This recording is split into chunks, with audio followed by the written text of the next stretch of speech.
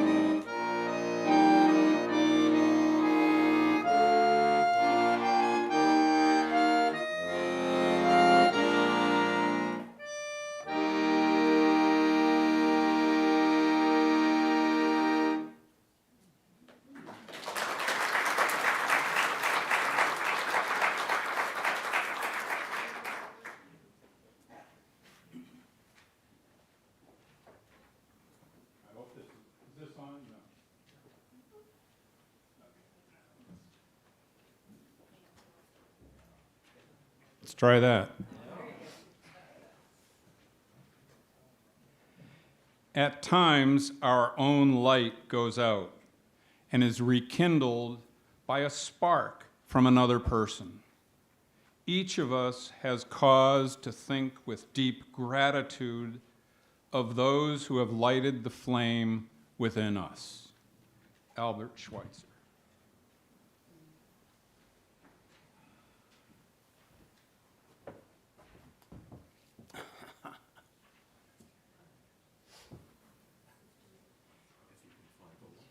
Yeah.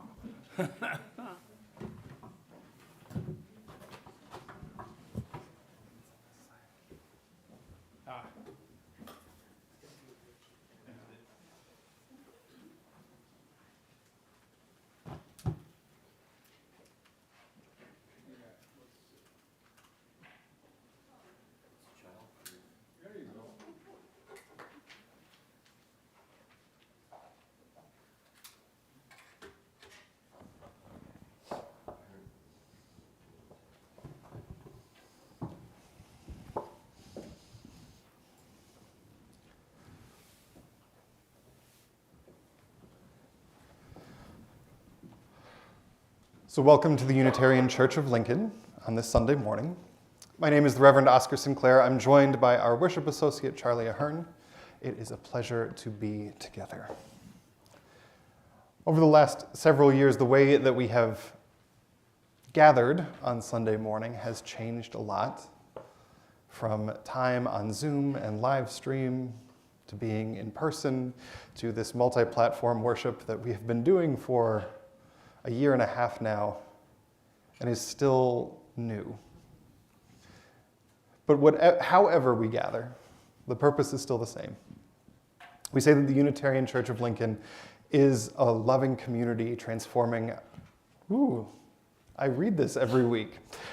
The Unitarian Church of Lincoln is a loving community uniting reason with spiritual exploration to transform ourselves and the world. That's the purpose of our gathering, whether it's here on the live stream, on Zoom, in Antelope Park, however we gather. The purpose is the same. So welcome, whoever you are, wherever you are on life's journey. It is good to be together and good to gather. Just a note on the music this morning. I was talking with our choir director, Julie Enerson, this week, and we discovered that we don't sing Christmas carols enough. So next week is Stranger Share Our Fire. We'll be singing more familiar carols. But this week we're doing some deeper cuts into the Christmas carols that are in our hymnal. So we'll start out with a traditional English carol, Once in Royal David City, which is number 228. And so if you would rise in body or in spirit, I'll say that one of the best things about setting up the room like this is singing at each other. So please rise in body and spirit and join in singing Once in Royal David City.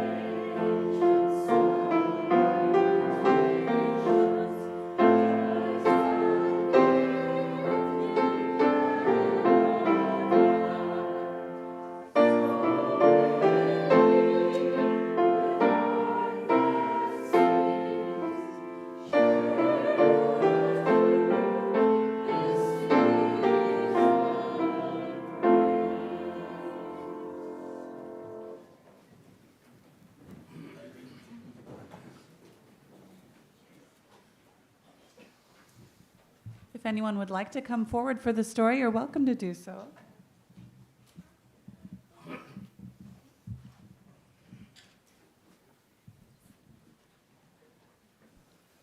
Our story today is called The Creature of Habit by Jennifer E. Smith.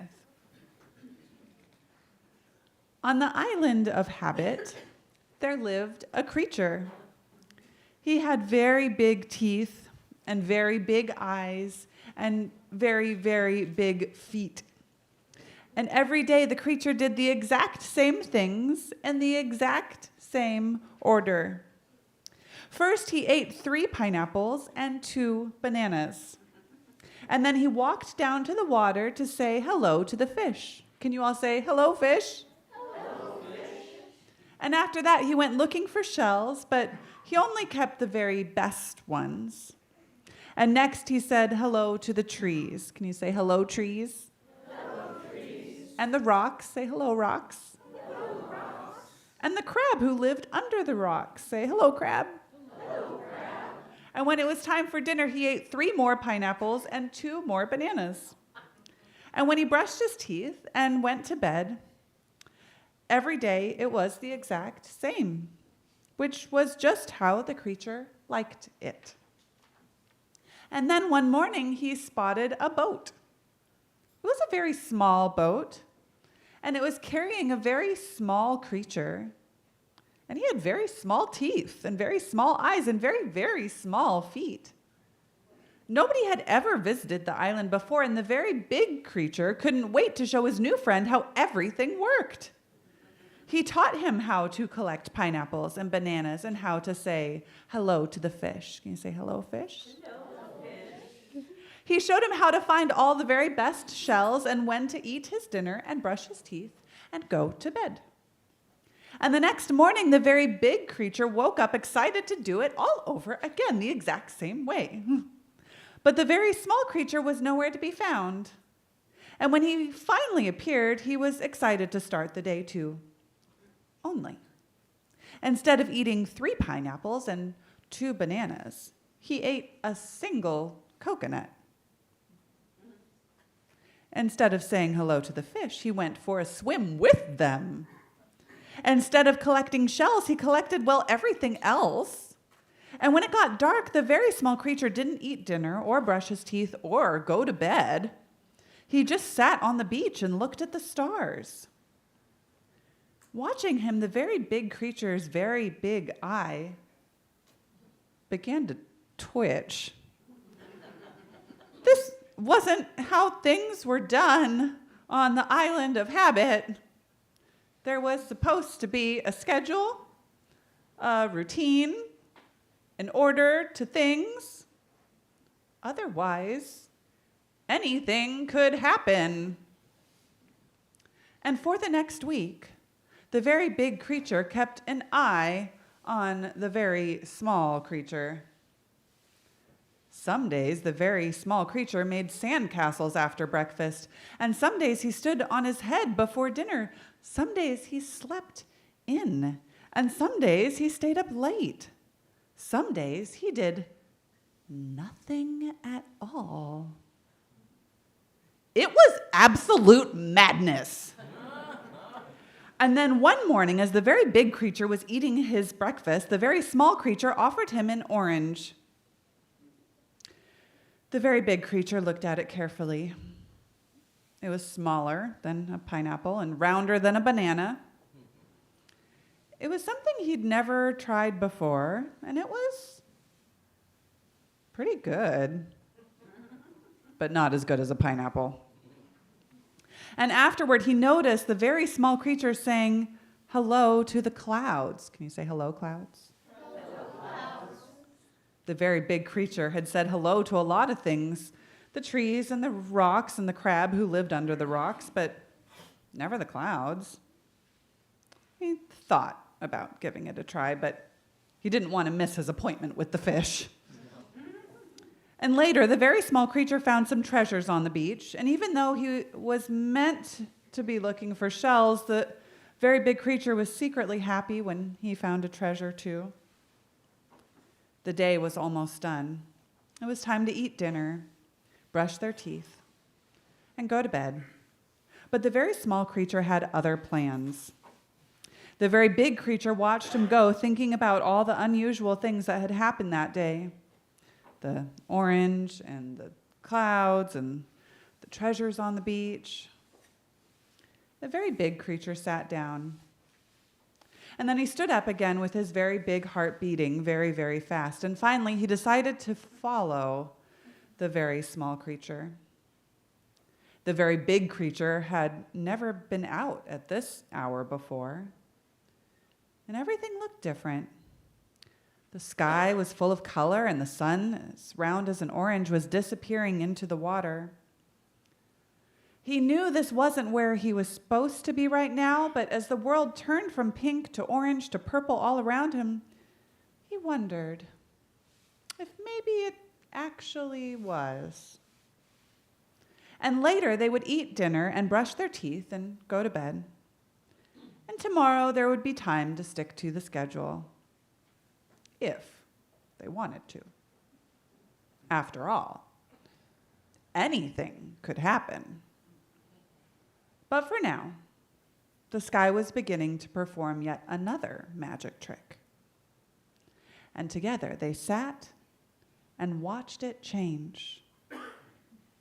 Hello, stars. You say hello, stars. And that is the end of our story. Our next hymn is number 233, Bring a Torch, Jeanette Isabella. So if you would, please rise in body or in spirit, and the children can head back to their classes.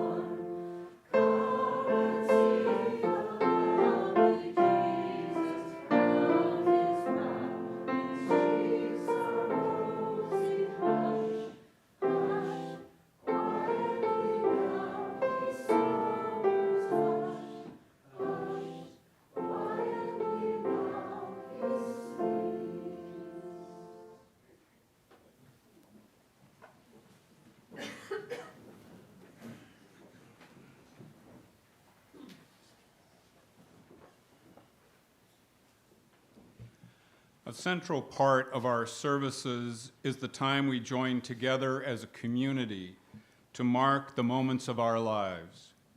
We share with one another our joys, our sorrows, the events that mark the steps on our journey, the threads of sorrow and those of joy, are intertwined in the fabric of our lives, present for all, remembered by all. We share those threads, and then they are woven together with those of others in our community. Our joys are shared and magnified. We are comforted in our sorrows. I invite you to type into the chat or speak into this shared space your name or the name of another you wish to be remembered in sorrow.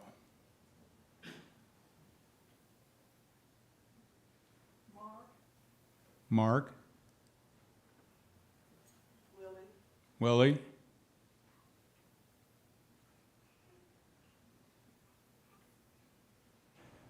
Family of Frank Hopkins. The family of Frank Hopkins. From the live chat, care for Ricky and sorrow for Wendy. And sorrow for Jen, who lost her spouse, Luke, who took his own life last week.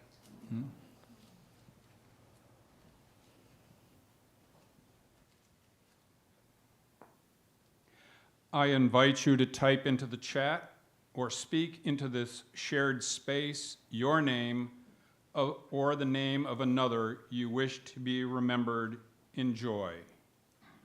Rose Susanna and L. Natalie.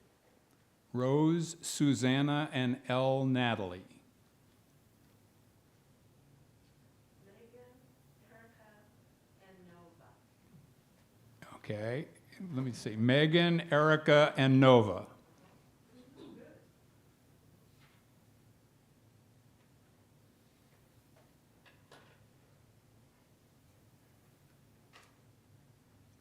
I'll say Don Pinkley. There are joys in the chat. Celeste Case Rucella celebrates 2 events this week, her 34th birthday and engagement to Tyler Hilt of Phoenix, Arizona. A joy for 3 new members this morning who signed our membership book. Welcome.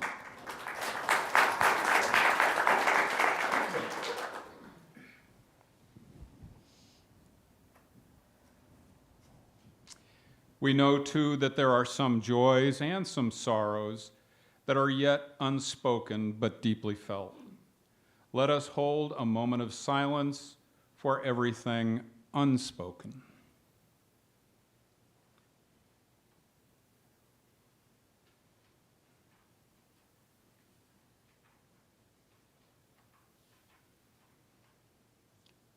Thank you for your presence. Please remain seated and join me in singing hymn 245, Winter Night. 256. It is 2:56. I'm It reading the is script. wrong I'm in the reading order the of service that I gave to our worship associate. 256. There we go. Thank you. Remain seated.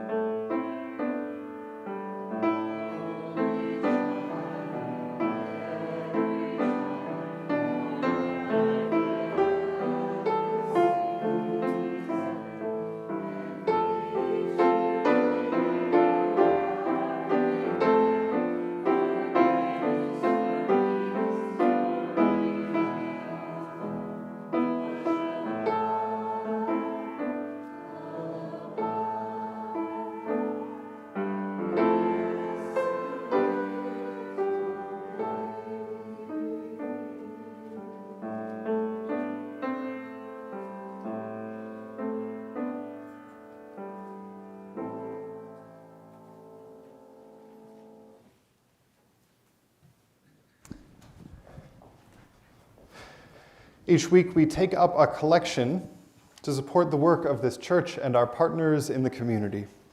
We do this because just as we all grow from our participation in this community, we each give back through our time, our talent, and our treasure.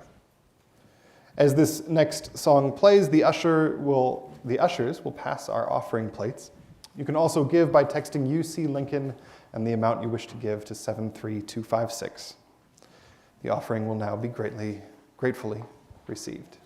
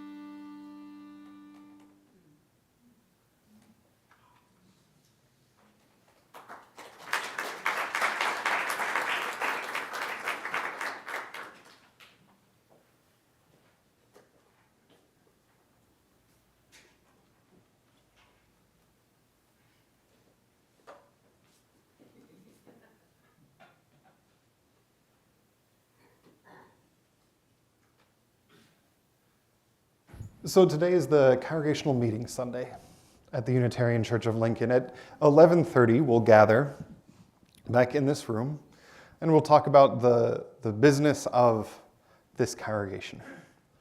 We'll elect new members of the nominations committee.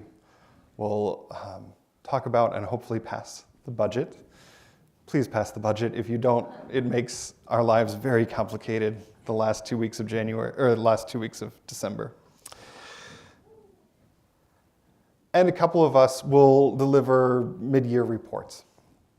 For me, it will actually be an annual report because I will not be here for the spring congregational meeting. But one of the things that will be in that report is we'll say that this fall, the Unitarian Church of Lincoln became a charter member of Faith in Action, an interfaith community organizing network with 21 other congregations across Lancaster County.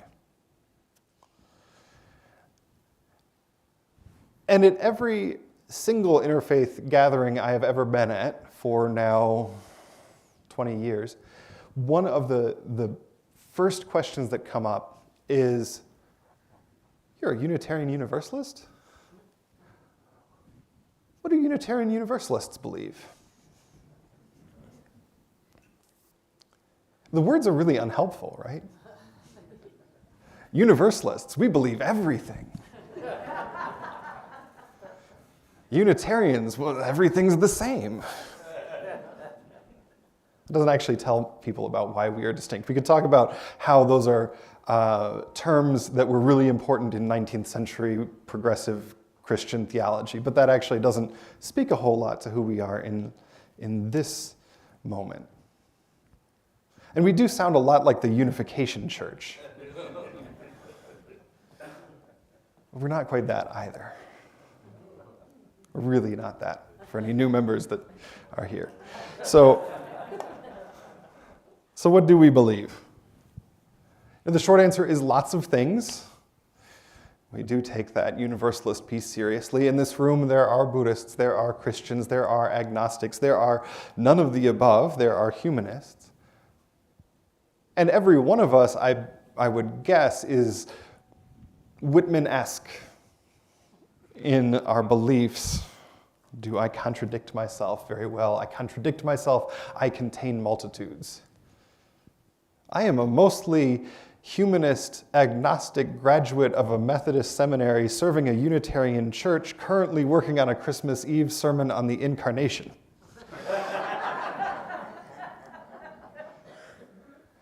We contain multitudes. But the most common answer to that question, what do Unitarian Universalists believe, is, well, we have these 7 principles, right? They're up there in the front of the room, right over there. They're on the first page of our hymnal. I actually noticed this morning while we had folks signing our membership book that they are in the first page of our membership book. Our new membership book, not the old one, but the one that we got when we ran out of pages. So let's open those up.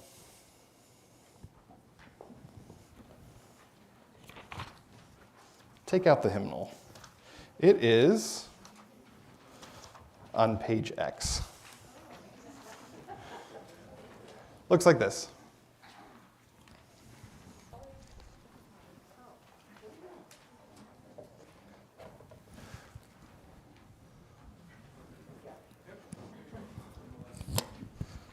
And here's what we're going to do. We're actually going to take turns reading them.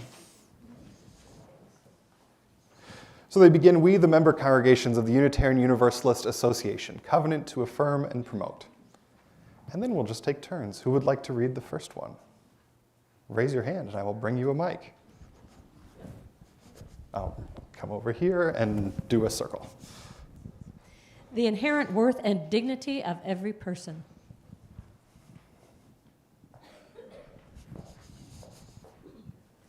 Justice, equity, and compassion in human relations. Acceptance of one another and encouragement to spiritual growth in our congregations.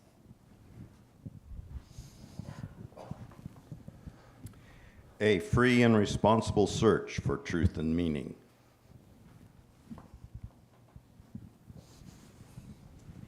The right of conscience and the use of the democratic process.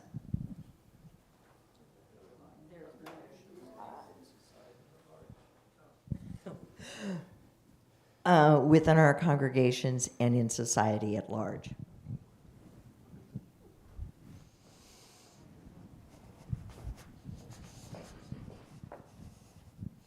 The goal of world community with peace, liberty, and justice for all.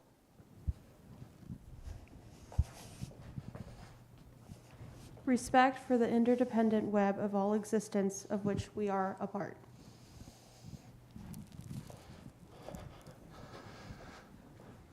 They go on. That second section is the 6 sources. And depending on when your hymnal was printed, it might look a little bit different. The initial list was 5, and then they added wisdom from earth-centered traditions in the 90s. So one of the, we've put these everywhere. In our hymnals, on our walls, in our membership book. When my family joined a Unitarian Universalist congregation when I was 14, I got a little card like this. I carried it in my wallet through college and through the Peace Corps. I still have one. So what are these really? If you look at the hymnal, first notice what's not there. There are no numbers. Nowhere does it say that we have 7 principles. It's just a list that happens to have 7 in it right now. There are bullet points sometimes, but what we call the first principle isn't labeled with a 1. For that matter, the opening line isn't, these are the principles that Unitarian Universalists believe in. The first line is, we, the member congregations of the Unitarian Universalist Association, covenant to affirm and promote.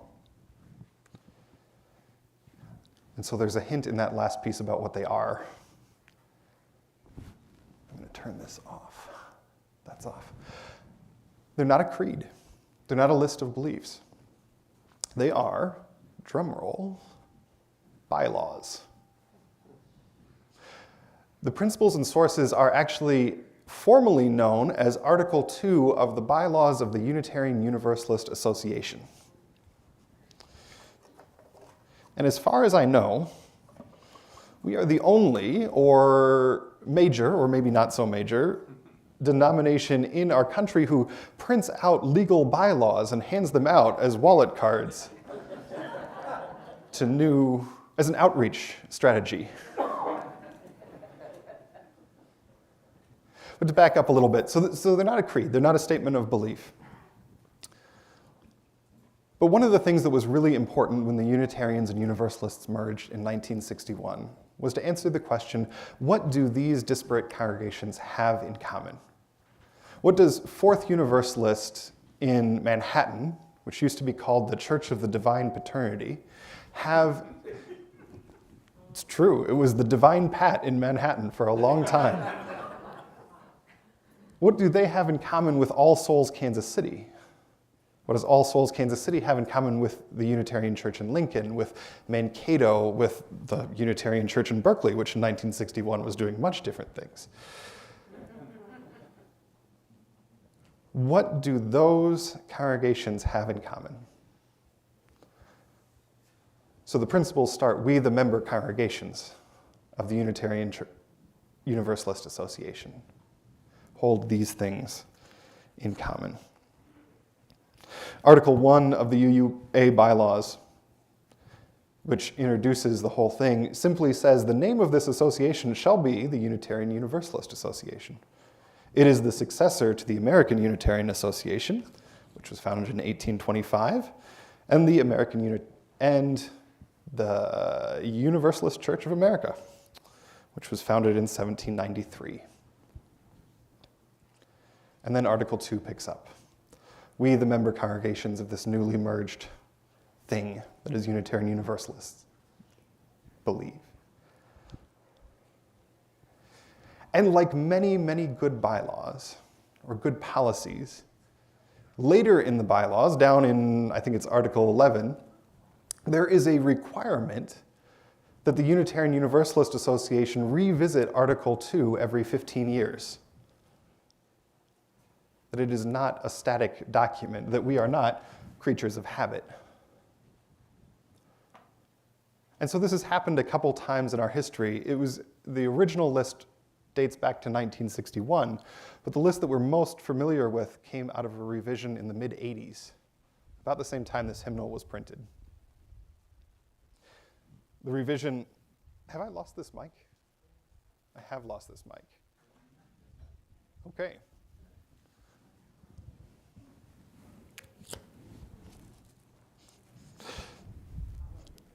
Oh, I'm good again. Okay.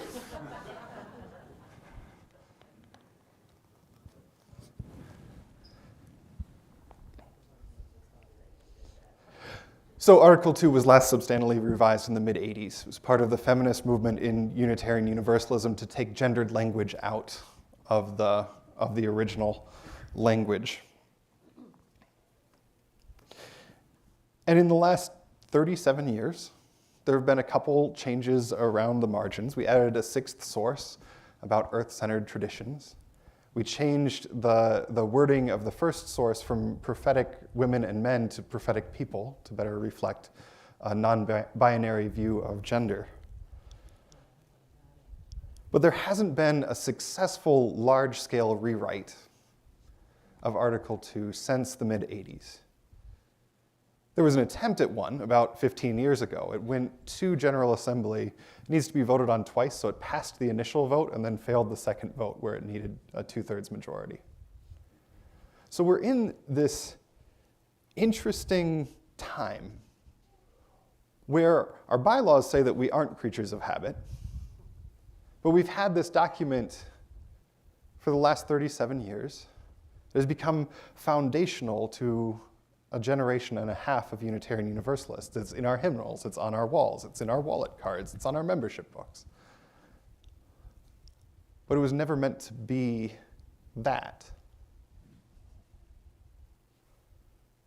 And it's become beloved. We've built a whole theology on it. One of the first things I point new members to is that the principles move from individual to collective, from inherent worth and dignity to the interconnected web of existence. And that tension between those two things is the core of my own Unitarian Universalist theology. But we are not a static faith. Unitarian Universalism has changed since 1984. It's been 15 years since the last proposal failed, and in that time, the UUA has focused our attention on anti-racism, including a proposed 8th principle. We'll talk about that more this spring. And 18 months ago, the General Assembly of Unitarian Universalism appointed what's called an Article 2 study commission to consider who we are as a faith now and articulate those things commonly held among us. Last month, they released their first draft, which I'm going to ask Charlie to come up and read. And while he comes up to a mic, know that the authors of this draft asked us to hear it with an open heart. That's a hard thing because the principles are a thing that we repeat a lot, and they have a lot of treasured language in them. And so this first time that you're hearing this draft in this room, I'm going to ask that you listen. Not with your head, not with what you would change, not with what you don't like about it, but listen and ask how it lands here in your heart. Charlie.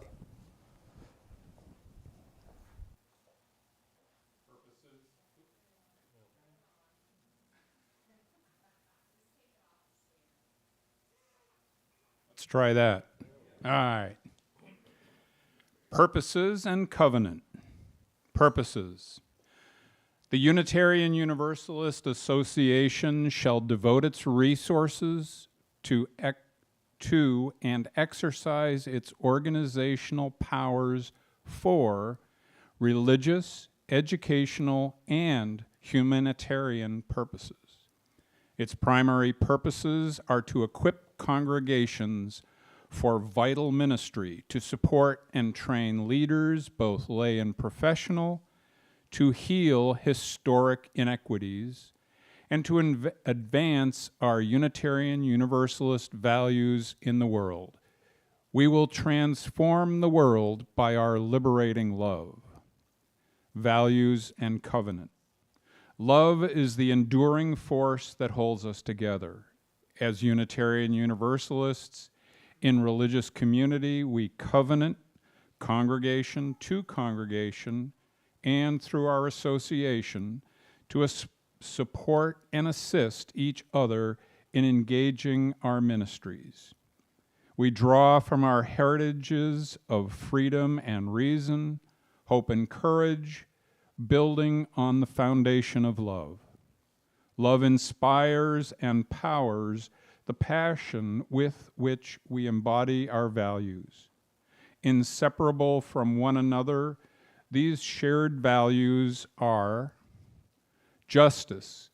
We work to be diverse, multicultural, beloved communities where all people thrive.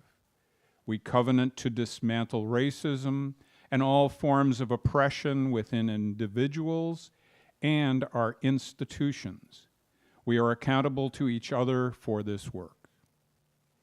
Generosity. We cultivate a spirit of gratitude and hope. We covenant to freely share our faith, presence, and resources. compassionate generosity connects us to one another in relationships of mutuality. Evolution.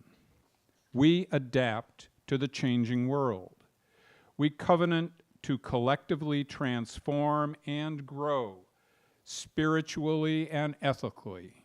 Evolution is fundamental to life and to our Unitarian heritages, never complete and never perfect.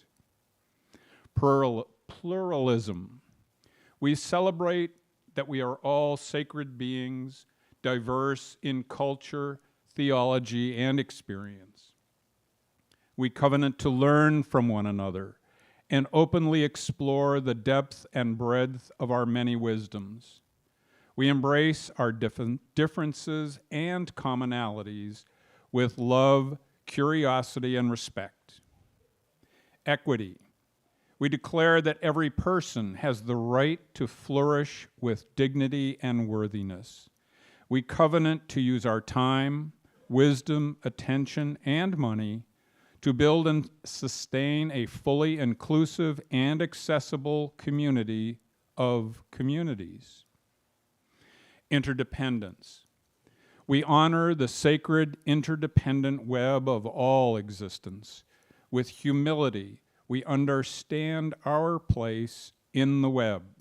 We covenant to care for and respect the earth and all beings by fostering relationships of mutuality. We work to repair the bonds we have broken. Inspirations. As Unitarian Universalists, we draw upon and are inspired by the full depth and breadth of sacred understandings as experienced by humanity. Grateful for the religious lineages we inherit and the pluralism which enriches our faith, we are called to ever deepen and expand our wisdom. Inclusion. Systems of power, privilege, and oppression have traditionally created barriers for persons and groups with particular identities, ages, abilities, and histories.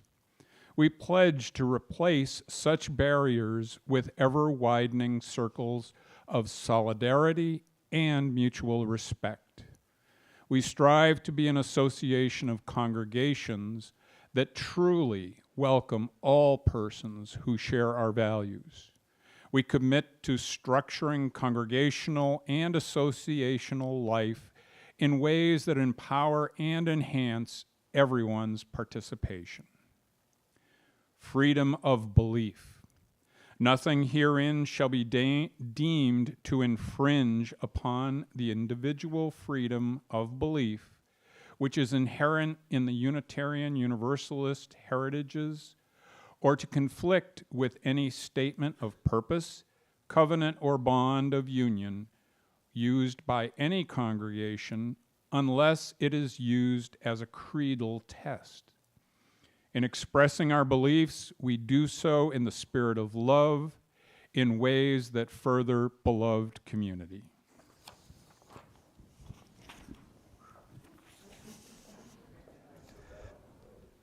So, that will probably not fit on a wallet card. If you're interested, I did bring printouts and we can make more. So if you want to take this home and read it after this service, we'll have these up front. There are more people than I have printouts, so once we run out, I'll go make some and have them at the congregational meeting. But I do want to read one section from early on in that document one more time. We will transform the world by our liberating love. Love is the enduring force that holds us together. We draw from our heritages of freedom and reason, hope and courage, building on the foundation of love. Love inspires and powers the passion with which we embody our values. There is a lot to talk about in this draft. We don't have the time in a single Sunday morning service to go through all of it. But for me, one of the things that this document does well is take what was implicit in the existing draft and make it explicit. Because if the heart for me of the 7 principles is the interplay between individual and collective, between inherent worth and interconnectedness, then the way that that plays out in our lives is through love. That's how we do it. That's how we connect both as individuals and communities. Love exists in that interplay. Yet for all that, love is a word that does not exist in the current Article 2. It's not there in the 7 principles. You go all the way down, and it's mentioned in one of the sources of our faith, as an aside. The new Article 2 language takes love and drops it straight into the heart of our faith. What's Unitarian Universalism about? What do we believe in? Love. Everything else comes from that. So why talk about this today? We're meeting for our congregational meeting right after this, this worship service. So I've had bylaws on my mind the last 2 weeks. And this question of how we interact with each other is a live one. On congregational meeting days, we set up this space a little bit differently, right? Not so we look at somebody up here, but so that we look at each other, so that we recognize the relationships that we have with each other. What holds us together on these days, I promise it is not Robert's Rules of Order. It's love for this community and for each other. That's what gives life to our justice work, what brings laughter into this room every Sunday morning. What's love got to do with a congregational meeting today? Everything. And then there's one other more practical element, which is that I don't actually have many sermons left before I leave on sabbatical in 5 weeks. There are a few holiday services that are set between now and then, which means that this is one of the last chances I have to say about any of this before leaving for 5 months. And that's important because there's going to be an initial vote on Article 2 at General Assembly in June, the week I get back from my sabbatical. And then happening in parallel to that, here at the Unitarian Church of Lincoln, you'll be talking about the proposed 8th principle. It's part of the Article 2 document that Charlie read. It's the part that reads, "We work to be diverse, multicultural, beloved communities where all people thrive. We covenant to dismantle racism and all forms of oppression within individuals and our institutions." All of you will be talking about that this spring while I am away. And so the goal here is to vote on that 8th principle language at the next congregational meeting in May. And this is the last chance I have to say anything about that. Please pass it. And talk about it, engage with the process between now and then. These are really big conversations about Unitarian Universalism. And they aren't conversations about what any one of us believes. We contradict ourselves, we contain multitudes. That will be the case whatever happens with Article 2. If there's a particular principle that speaks to you, that's still going to speak to you regardless of what happens with a vote at General Assembly. But what it is about is the same thing that it was about in 1961. What connects this congregation to Mankato, to All Souls in Kansas City, to Fourth Universalist in Manhattan, to Berkeley? What are the things that we hold in common as Unitarian Universalists now, in the 2020s and into the 2030s? That's a big conversation. It's one that I wish I was here for in some ways. And it's a conversation that's ongoing. There'll be an initial vote at General Assembly in 2023, but if it passes in June, then we'll have a full year to consider it before a final vote that requires 2/3 in the spring of 2024. So we've got some time to talk about this. It is good to keep things fresh. There are things that I have questions about with this document. Obviously, I will miss the interplay between individualism and the collective that's there in the existing Article 2. There's been a whole process soliciting feedback on this draft over the fall. Some of you may have participated in it. They're probably coming out with a new draft sometime next month. And there'll probably be more new drafts between now and June. But the one thing that I'm pretty sure will remain is that the heart of Unitarian Universalism is love. And that's a good place to start. So with that, we'll start to wrap up this service this morning. We'll sing another song, listen to one more piece of music, and then come back here for a congregational meeting that starts at 11:30. And I have misplaced my order of service. Thank you. There we go. So our final hymn is number 225 in the gray hymnal. It is the oldest hymn in our hymnal.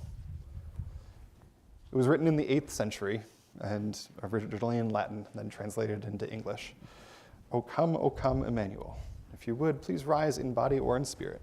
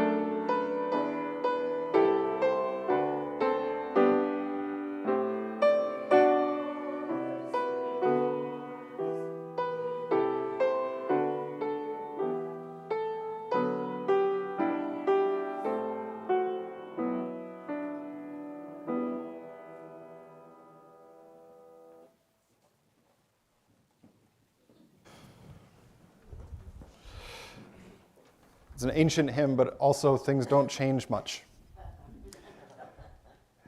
Emmanuel means God is with us. That is the meaning of the name. And the hymn goes as love. Emmanuel will come as love to dwell. So whether that's the 8th century in Latin or whether that's the new Article 2 bylaws, it's pretty much the same thing. We are about the work of love dwelling in community. We'll have one more song, then go in peace, get some coffee, come back here at 11:30, and we'll start the meeting. Thank you, everybody.